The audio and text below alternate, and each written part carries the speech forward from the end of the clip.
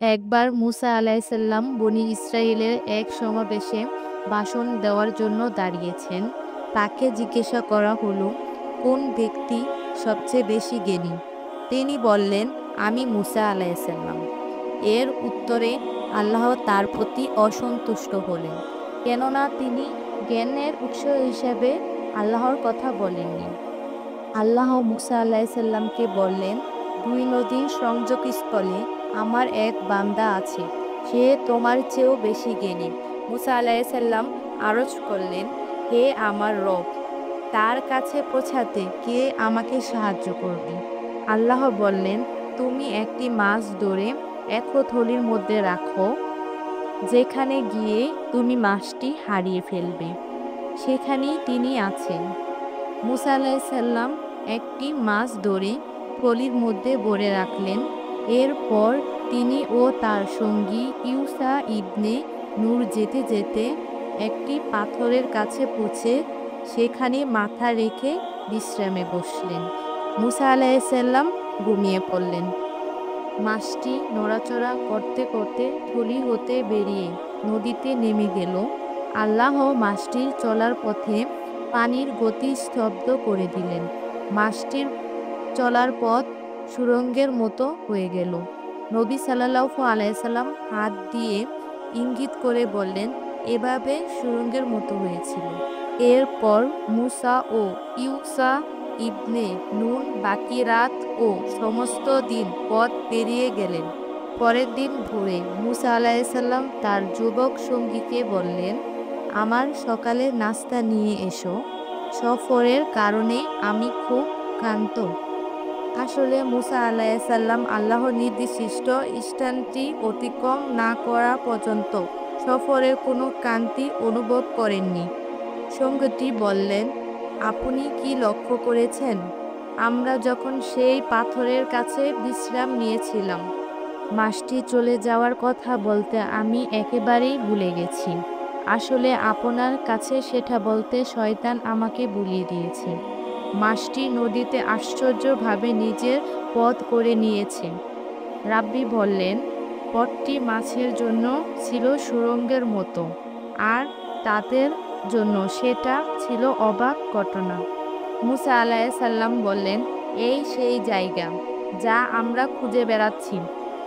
এরপর দুইজন নিজ নিজ পথ চিহ্নিত ধরে পেছনের দিকে ফিরে চললেন, যে পর্যন্ত না তারা সেই পাথরের কাছে এসে পৌঁছালেন। তারা দেখলেন সেখানে একজন লোক বসে আছেন। মুসা আলাইসাল্লাম তাকে সালাম করলেন। সালামের জবাব দিয়ে তিনি বললেন, এখানে সালাম এলো কি করে? তিনি বললেন, আমি মুসা। লোকটি জিজ্ঞেস করলেন, আপনি কি বনি ইসরায়েলের মুসা?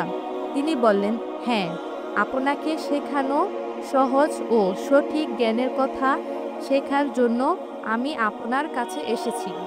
তিনি বললেন, হে মুসা, আল্লাহর দেওয়া ও শেখানো কিছু জ্ঞান আমার আছে, আপনি তা জানেন। আল্লাহর দেওয়া ও শেখানো কিছু জ্ঞান আপনারও আছে, আমি তা জানি না। মুসা আলাইসাল্লাম বললেন, আমি কি আপনার সঙ্গে হতে পারি?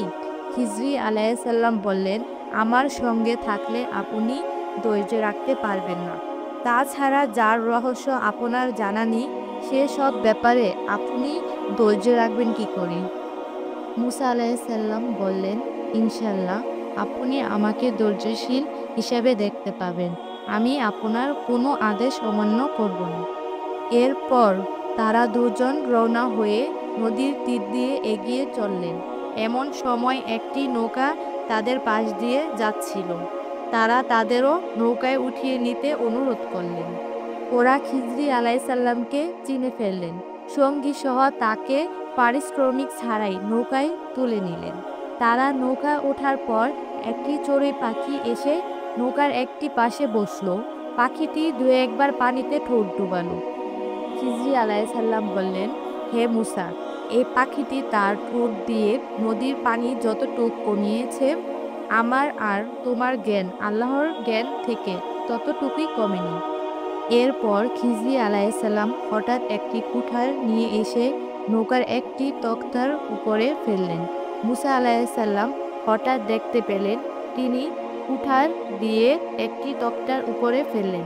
তিনি তাকে বললেন, আপনি এই কি করলেন?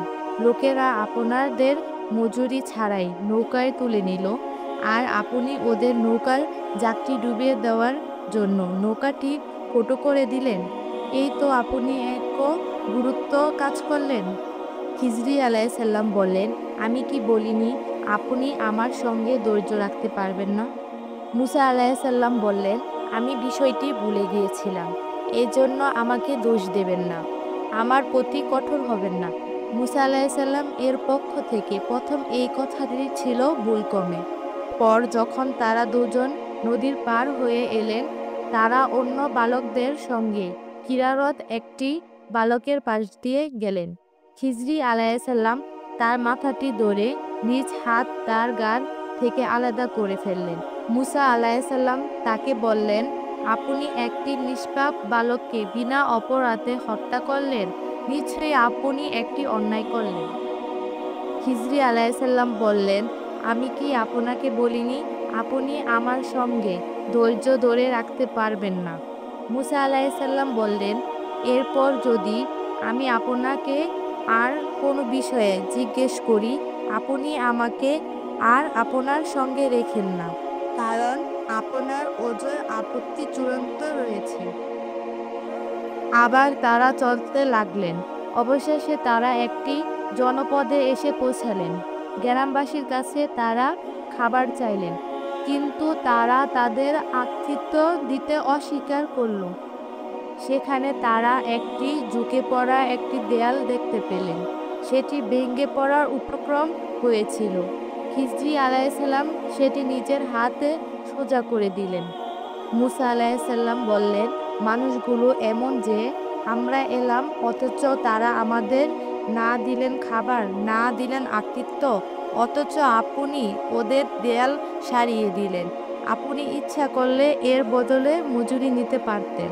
খিজরি আলাইসাল্লাম বললেন, এখানে আপনার আর আমার মধ্যে বিচ্ছেদ হলো, তবে যে ঘটনাগুলোতে আপনি নিজের ধৈর্য ধরতে পারেননি সে সবের রহস্য আপনাকে জানিয়ে দিচ্ছি।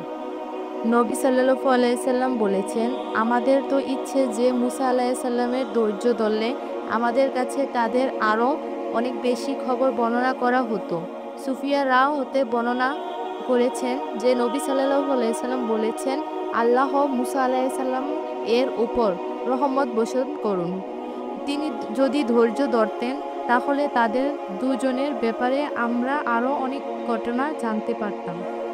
রাবি বললেন, ইবনে আব্বাসরা এখানে পড়েছেন, তাদের সামনে একজন বাদশা ছিল। সে প্রতি নিখুঁত নৌকা জোর করে ছিনিয়ে নিত। সে ছেলেটি ছিল কাফের। তার মা বাবা ছিলেন মুমিন। সুফিয়ারা আমাকে বললেন, আমি এই হাদিসটি তার আমর ইবনে দিনার কাছ থেকে দুবার শুনেছি, তার কাছ থেকেই মুখস্থ করেছি। সুফিয়াররা কে জিজ্ঞেস করা হলো, আপনি কি আমর ইবনে দিনারা কাছ থেকে শোনার আগে তা মুখস্থ করেছেন, নাকি অন্য কারো কাছ থেকে শুনে তা মুখস্থ করেছেন? তিনি বললেন, আমি কার কাছ থেকে এটা মুখস্থ করতে পারি? আমি ছাড়া আর কেউ কি এই হাদিস আমার কাছে থেকে বর্ণনা করেছে? আমি তার কাছ থেকে 2-3 বার শুনেছি, তার থেকেই শুনে এটা মুখস্থ করেছি। সহিহ বুখারী হাদিস 3401 সূরা কাহাফ।